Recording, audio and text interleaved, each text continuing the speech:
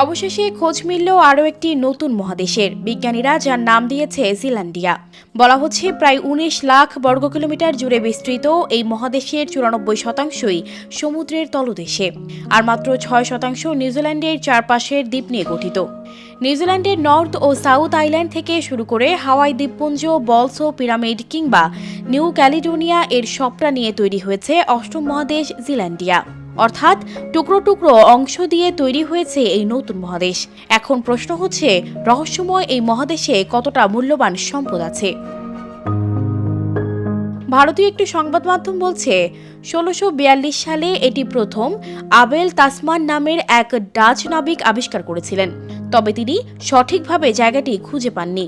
Tasman একটি মহাদেশ খুঁজে পেয়েছিলেন ঠিকই, কিন্তু সেটা ছিল অস্ট্রেলিয়া। ফলে খোঁজ থামেনি। প্রায় ৩৭৫ বছর অনুসন্ধানের পরে বিজ্ঞানীরা অবশেষে সাফল্য পেয়েছেন। ২০১৭ সালে জিল্যান্ডিয়া মহাদেশের সন্ধান মেলে। ভূবিজ্ঞানীদের দাবি, এই নতুন মহাদেশে রয়েছে বিপুল পরিমাণ জীবাশ্ম জ্বালানি, আর তার পরিমাণ এতটাই বেশি যে ভবিষ্যতে তা অন্যান্য মহাদেশের জ্বালানি চাহিদা মেটাতে সক্ষম হবে।